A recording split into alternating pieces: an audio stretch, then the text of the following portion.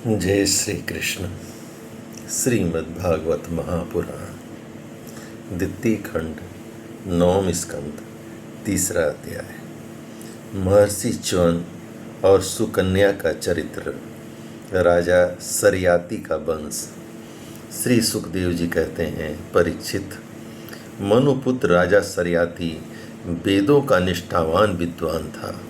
उसने अंगिरा गोत्र के ऋषियों के यज्ञ में दूसरे दिन का कर्म बतलाया था। उसकी एक कमल लोचना कन्या थी, उसका नाम था सुकन्या। एक दिन राजा सरयाति अपनी कन्या के साथ वन में घूमते घूमते च्यवन ऋषि के आश्रम में जा पहुँचे। सुकन्या अपनी सखियों के साथ वन में घूम घूम कर वृक्षों का सौंदर्य देख रही थी। उसने एक स्थान पर देखा कि बाबी दीमकों के एकत्रित की हुई मिट्टी के छेद में से जुगनू की तरह दो ज्योतियां दिख रही हैं। देव की कुछ ऐसी ही प्रेरणा थी। सुकन्या ने बाल सुलभ चपलता से एक कांटे के द्वारा उन ज्योतियों को बेध दिया। इससे उनमें से बहुत सा खून बह चला। उसी समय राजा सरयाति के सैनिकों का मल मूत्र रुक गया। राजर्षि सरयाति को यह देखकर बड़ा आश्चर्य हुआ और उन्होंने अपने सैनिकों से कहा, अरे, तुम लोगों ने कहीं महर्षि च्यवन जी के प्रति कोई अनुचित व्यवहार तो नहीं कर दिया? मुझे तो यह स्पष्ट जान पड़ता है कि हम लोगों में से किसी न किसी ने उनके आश्रम में कोई अनर्थ किया है। तब सुकन्या ने अपने पिता से डरते डरते कहा, पिताजी, मैंने कुछ अपराध अवश्य किया है। मैंने अनजाने में दो ज्योतियों को कांटे से छेद दिया है। अपनी कन्या की यह बात सुनकर सरयाति घबरा गए। उन्होंने धीरे धीरे स्तुति करके बाबी में छिपे हुए च्यवन मुनि को प्रसन्न किया।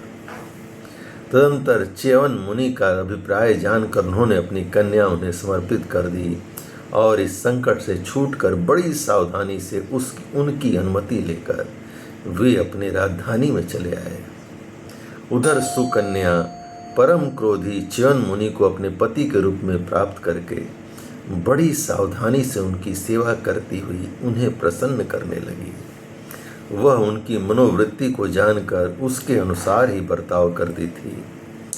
कुछ समय बीत जाने पर उनके आश्रम पर दोनों अश्वनी कुमार आए। च्यवन मुनि ने उनका यथोचित सत्कार किया और कहा कि आप दोनों समर्थ हैं, इसलिए मुझे युवा अवस्था प्रदान कीजिए।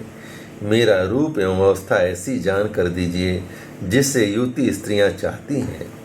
मैं जानता हूं कि आप लोग सोमपान के अधिकारी नहीं हैं, फिर भी मैं आपको यज्ञ में सोम रस का भाग दूंगा।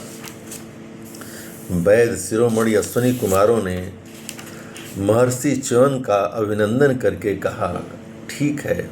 और इसके बाद उन्होंने कहा कि यह सिद्धों के द्वारा बनाया हुआ कुंड है, आप इसमें स्नान कीजिए। च्यवन मुनि के शरीर को बुढ़ापे ने घेर रखा था। सब ओर नसें दिख रही थीं। झुर्रियां पड़ जाने एवं बाल पक जाने के कारण वे बहुत भद्दे लगते थे। अश्वनी कुमारों ने उन्हें अपने साथ लेकर कुंड में प्रवेश किया। उसी समय कुंड से 3 पुरुष बाहर निकले। वे तीनों ही कमलों की माला, कुंडल और सुंदर वस्त्र पहने एक से मालूम होते थे। वे बड़े ही सुंदर एवं स्त्रियों को प्रिय लगने वाले थे। परम साध्वी सुंदरी सुकन्या ने जब देखा कि ये तीनों ही एक आकृति के तथा सूर्य के समान तेजस्वी हैं, तब अपने पति को न पहचान कर उसने अश्वनी कुमारों की शरण ली। उसके प्रतिव्रत से अश्वनी कुमार बहुत संतुष्ट हुए। उन्होंने उसके पति को बतला दिया और फिर च्यवन मुनि से आज्ञा लेकर विमान के द्वारा वे स्वर्ग को चले गए। कुछ समय के बाद यज्ञ करने की इच्छा से राजा सरयाति च्यवन मुनि के आश्रम पर आए। वहां उन्होंने देखा कि उनकी कन्या सुकन्या के पास एक सूर्य के समान तेजस्वी पुरुष बैठा हुआ है।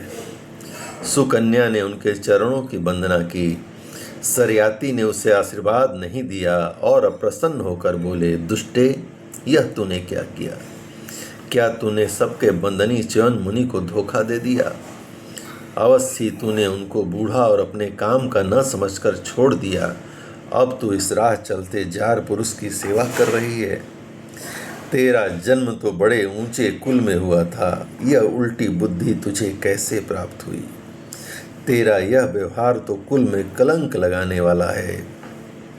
अरे राम राम, तू निर्लज्ज होकर जार पुरुष की सेवा कर रही है और इस प्रकार अपने पिता और पति दोनों के वंश को घोर नरक में ले जा रही है। राजा सरियाती के इस प्रकार कहने पर पवित्र मुस्कान वाली सुकन्या ने मुस्कुराकर कहा, पिताजी, ये आपके जमाता स्वयं भृगनंदन महर्षि च्यवन ही है।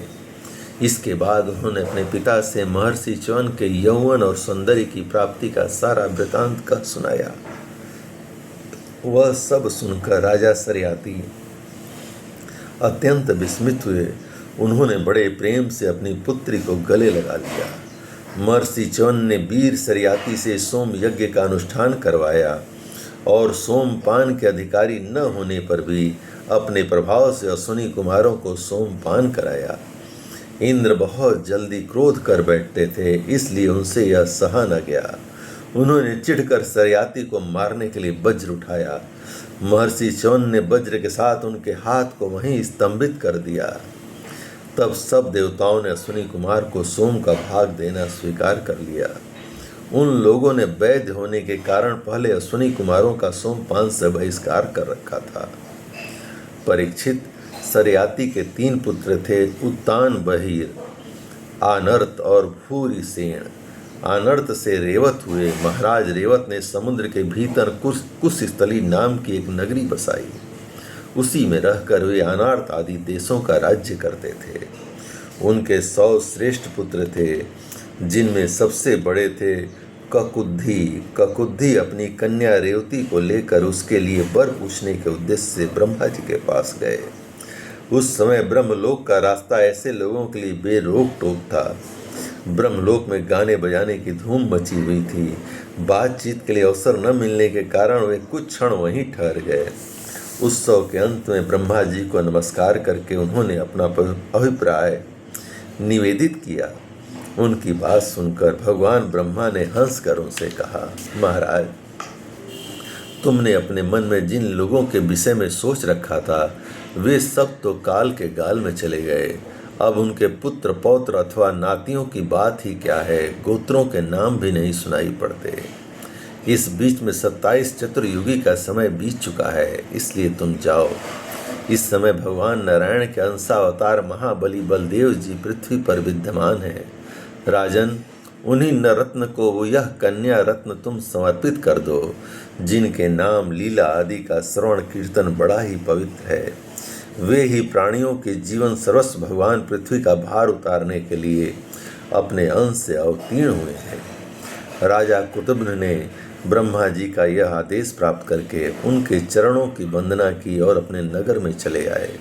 उनके वंशजों ने यक्षों के भय से वह नगरी छोड़ दी थी और जहाँ तहाँ निवास कर रहे थे।